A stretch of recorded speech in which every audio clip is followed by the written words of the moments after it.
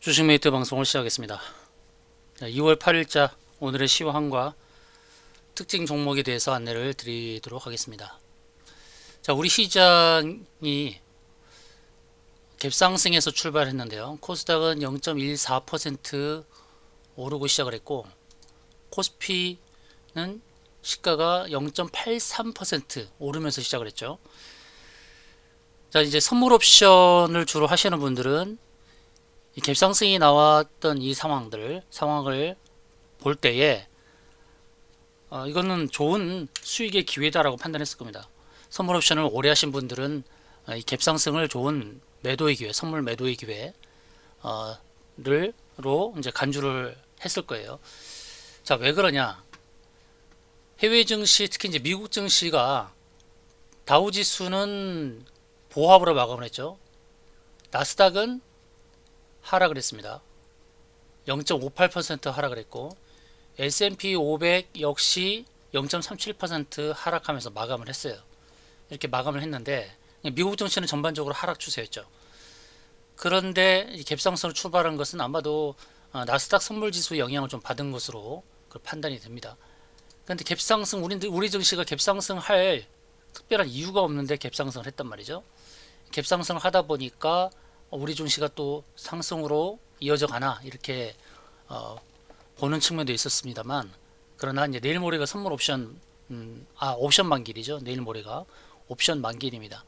자, 옵션 만기를 앞두고 옵션에 있어서의 프리미엄을 깎아내리려는, 그리고 콜 외과, 풋 외과를 정리하는 그런 시도였다라고 보는 게 좋을 것입니다. 여하튼 갭상승 출발은 별로 좋지 않았어요. 결국은 전강 후약의 장세가 펼쳐졌는데, 자, 분봉으로 보게 되면 갭상승하고 15분봉에서 유지를 하다가 어느 정도 유지를 하다가 1시 반부터 하락을 했죠. 1시 반부터 하락을 하고 다행스럽게 좀 반등하면서 마감하는 그런 모습입니다. 자, 우리 증시가 이제 상승을 어느 정도 유지하다가 이제 1시 반부터 이제 주가가 하락을 했는데, 이게 또 어디 영향을 받았냐면 중국 증시 영향을 받았죠. 중국 증시가 오늘 장중에 1% 정도 하락을 하고 이제 반등을 했습니다. 미국에서 이제 제재를 한다고 하는 거죠. 미국에서 중국 기업에 대해서 블랙리스트는 아니고 등록을 하라는 겁니다. 라이센스를 부여하기 위한 등록을 하지 않은 기업에 대해서 좀 제재를 가하겠다, 그런 내용이 장중에 나왔었습니다. 자, 이 중국 증시의 경우 이제 분봉을 보시면 중국 증시 오늘 급락이 나왔다가 반등이 나왔죠. 중국 증시가 이제 반등이 나오는 그 시점에 맞춰서 우리 증시도 상승을 하게 된 겁니다. 중국 증시가 하락을 하는 그 순간에 우리도 빠졌다가 이제 반등을 한 거예요. 중국 증시가 이제 반등을 했죠. 아래 꼬리를 달고 반등을 했습니다.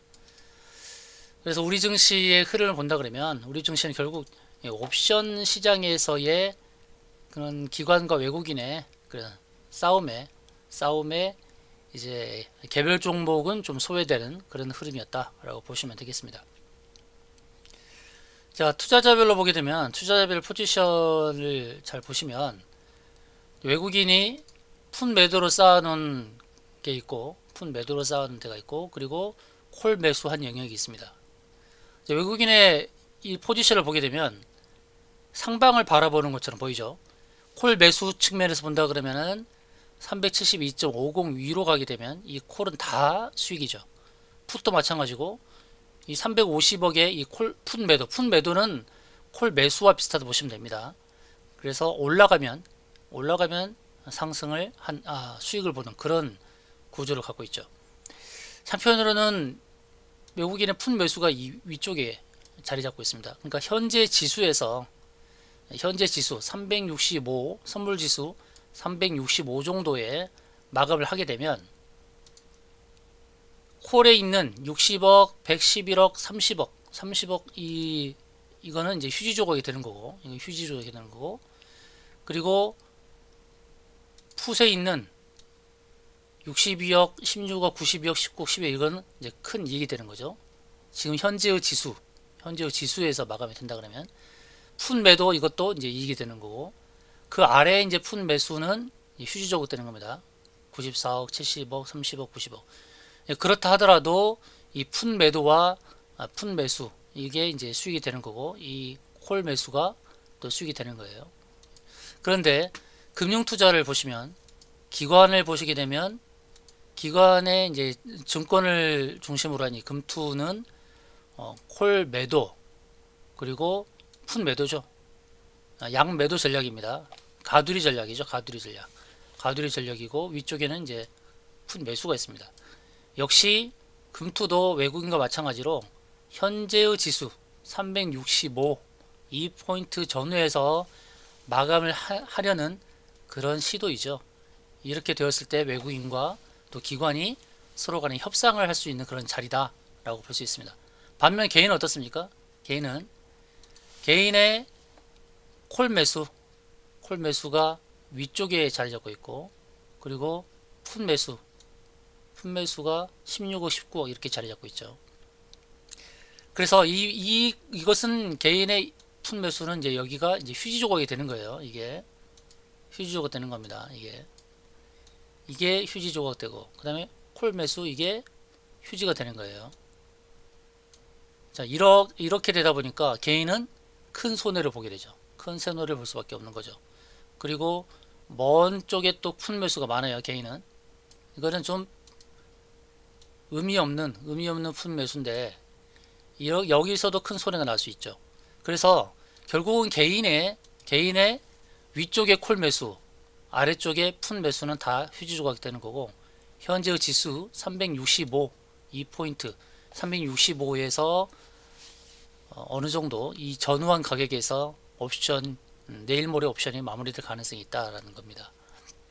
현재 포지션만 보면 그렇게 되어 있다. 그러면 내일과 모레 이틀 동안은 큰 변동 없이 현재의 지수 범위 내에서 움직이다가 그 이후에 방향성을 정할 가능성이 높죠. 제가 후행 스팬의 모습을 잘 보라는 말씀 드렸습니다. 후행 스팬이 어떻게 캔들과 부딪히느냐.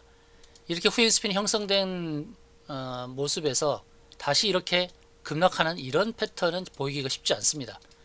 후행 스팬의 흐름은 어느 정도 캔들과 만나는 자리를 형성하게 될 거예요. 이렇게 갈지 우리가 가장 선호하는 것은 바로 맨 위쪽으로 가는 거죠. 후행 스팬이.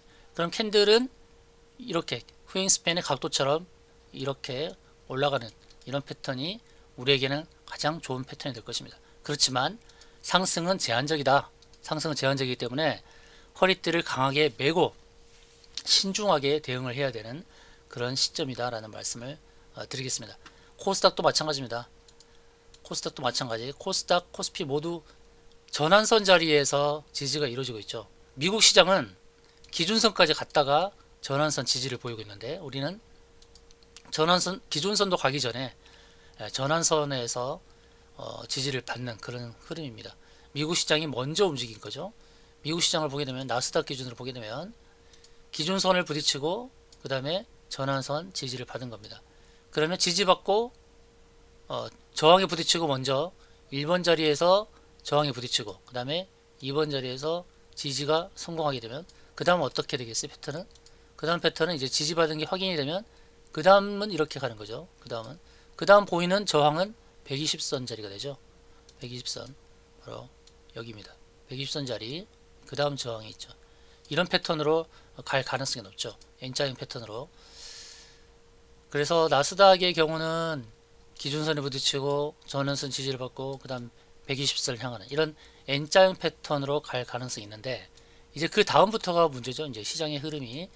왜냐하면 나스닥도 시장의 흐름이 급락이 나왔잖아요. 1월달에 급락이 나온 상태입니다. 급락이 나온 상태에서 올라갈수록 저항에 계속 부딪힙니다. 일단 시장에 큰 충격을 준 상태에서 반등이 나올 때 하락만큼 V자 반등이 나오면 좋지만 이게 가장 선호하는 패턴이지만 V자 반등을 나오는 데는 에너지가 많이 필요하기 때문에 그 만만치 않다는 겁니다. 그리고 전고점을 강하게 뚫고 갈 수 있는 그런 시장의 흐름보다는 상승에 제한을 두고 대응을 하자. 상승에 제한을 두고 대응을 하자. 주가가 여기서 횡보를 하고 어떤 식으로 조금씩 올라갈지 모르겠으나 이렇게 올라갈 때 상승의 제한점이 분명히 있다는 것을 인식하고 대응을 해야 될 것입니다. 자, 내일 모레 이제 옵션 만기 이래 지금의 포인트, 지금 현재의 포인트 코스피 기준으로 2750일 전으로 한 약간의 변동은 있겠습니다. 그리고 모레 이후에 이제 방향성이 정해질 것이니까요. 옵션 만기를 염두한 그런 대응이 필요하다는 말씀드립니다. 자, 이제 특징 종목을 보도록 하겠습니다. 자, S넷, 코리아나, 세종텔레콤, 서린바이오, JNK 기타 이렇게 5종 보도록 하겠는데요. S넷은 구글 워크스페이스 파트너 자격 획득 소식이 급등을 했고, 코리아나는 지난해 흑자 전환에 상승했습니다. 세종텔레콤은 유상감자 및 2대1 주식 병합 진행에 강세를 보였고, 서린바이오는 정부가 코로나19 치료제 항체 복합체 이브실드 도입을 검토한다는 소식 속에 위탁 생산기업 삼성바이오로직스 향 원재료 납품 1억에 상승을 했습니다. JNK는 또 정부가 도시가스의 수소를 혼입한다는 그런 혼입 추진 소식 속에 도시가스 계질 방식 상용화 기술 부각에 급등을 했습니다. 자, S넷부터 JNK까지 한번 살펴보도록 하겠습니다. 자, S넷 오늘 급등을 했는데, 자, 급등한 패턴에서 왜 이 상승을 유지하지 못했는가? 자, 주가가 1월 한 달 동안 급락을 했잖아요. 급락을 하고 상승을 하게 되면 급락 시에 물려있던 매물들이 나올 수밖에 없죠. 그러니까 이것은 참고를 하세요. 급락을 했다가 종목이 급등을 할 때 계속 저항이 있다라는 것을 인식을 하고 대응을 했어야 됩니다. 물론 1차 대응 자리가 이제 기준선을 보고 한다 그러면은 더 큰 상승의 열매를 먹지 못하는 그런 우도 있겠지만, 하지만 일단 저 같으면 일단 기준선에서 매도를 했을 거예요. 매도를 하고 추가 급등 나오는 것은 내 몫이 아니다 라고 놔뒀을 것입니다. 자, 일단은 거래량이 크게 나오면서 윗골이 달렸다 라는 부분을 두 가지로 해석을 하죠. 첫 번째로는 위쪽으로 올라가면서 따라붙는 단타들한테 물량을 넘겼다라고 볼 수 있고, 두 번째로는 올리면서 이제 그동안 물렸던 매물들, 차익 매물이든 손절이든 어떤 보합 매물이든 그 매물들을 다 받아내면서 테스트를 했다. 두 가지 관점에서 볼 수 있어요. 그럼 이게 상승이 남았는지 안 남았는지 그걸 봐야 되겠죠. 자, 고점이 지난 8월부터 3개가 나왔습니다. 고점. 오늘의 고점이 과연 이 추세 연결선에 도달했느냐? 도달을 하지 않았습니다. 거의 왔다가 이제 윗골이 달고 빠졌죠. S넷은 추가 상승이 남은 것으로 판단을 해도 좋습니다. 주봉에서 보게 되면 구름층 상단까지 다 돌파를 했다가 밀렸다는 거예요. 자, 이건 무슨 의미입니까? 구름층 상단까지의 저항을 한번 벗겨냈다라고 봐야 되겠죠. 그럼 다음은 구름층 상단을 넘어서기가 쉬워진다라고 봐야 되겠습니다.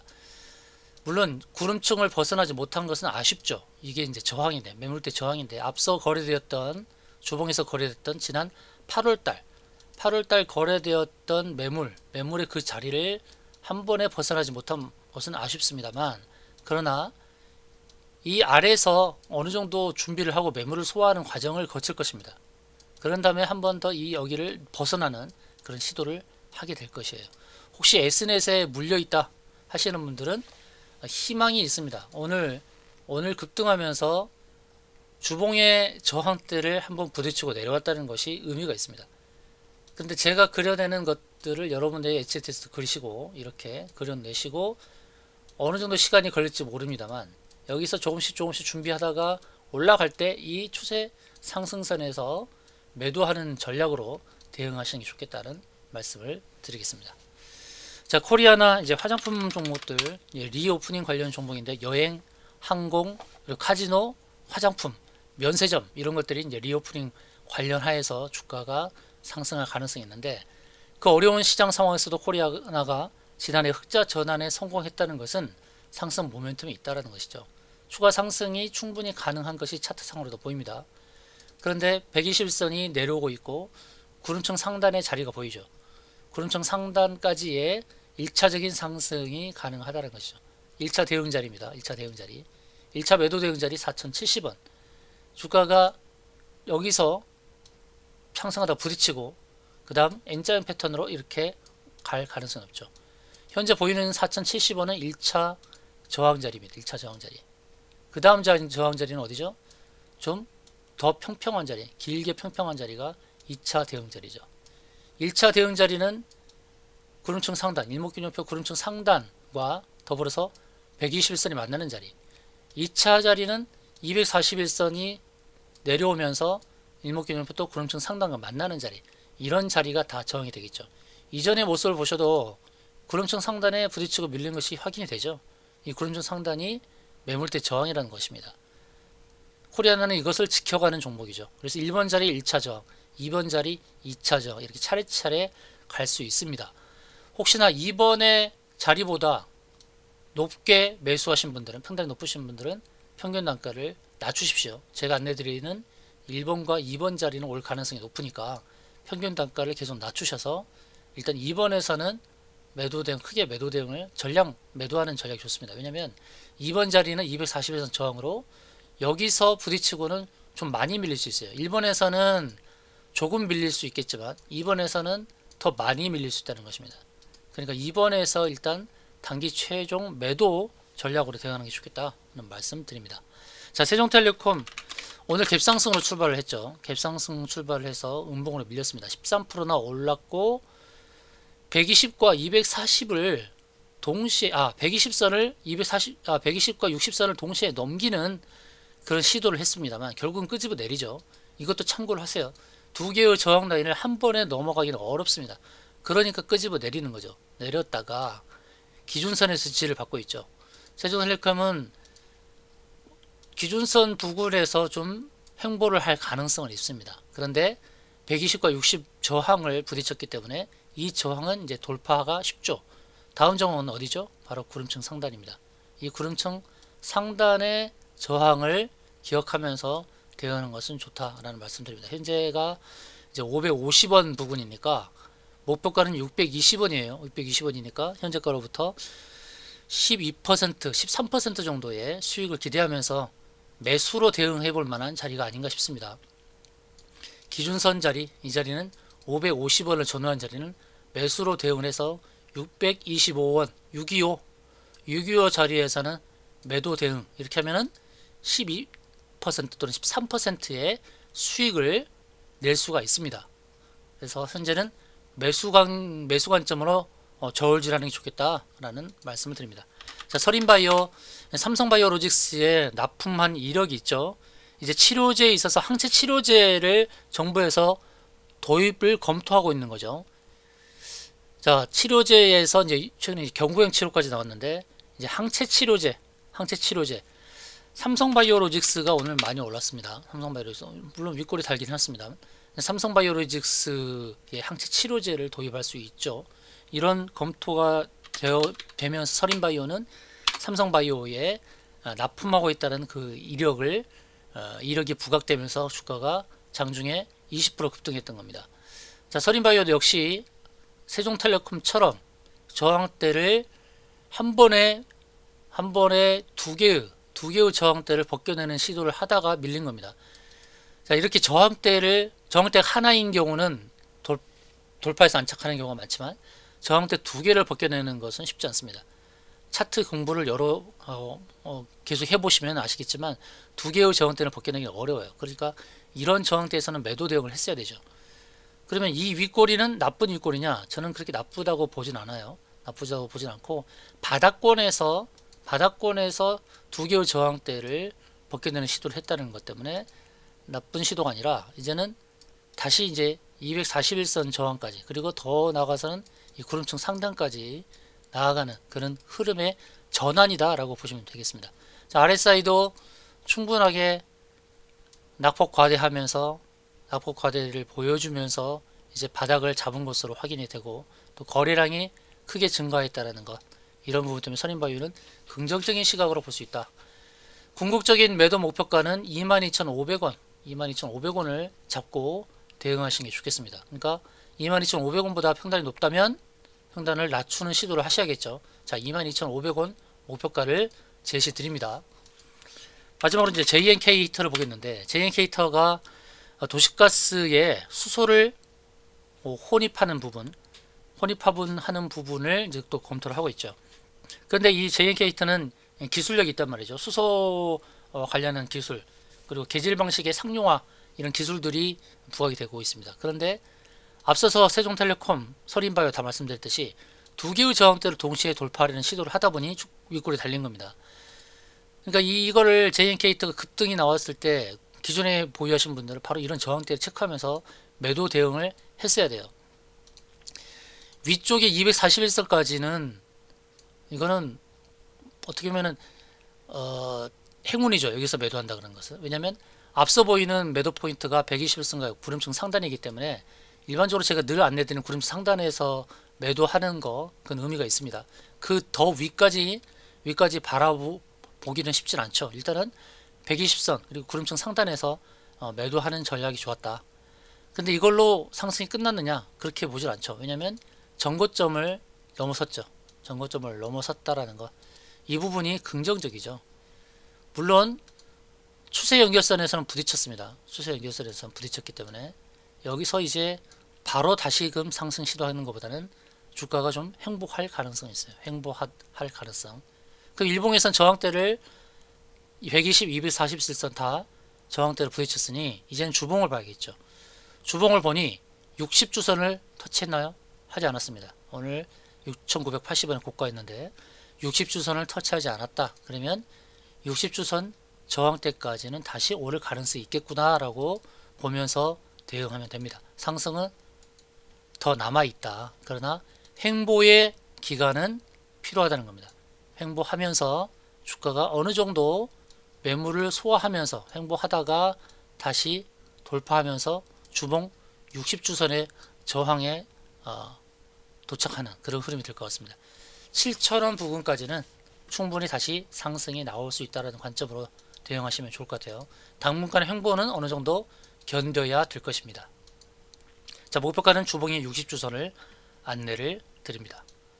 자, 이외에 물린 종목 또는 매도 포인트 안내가 필요한 종목이 있다면 종목명만 문자 보내주시기 바랍니다.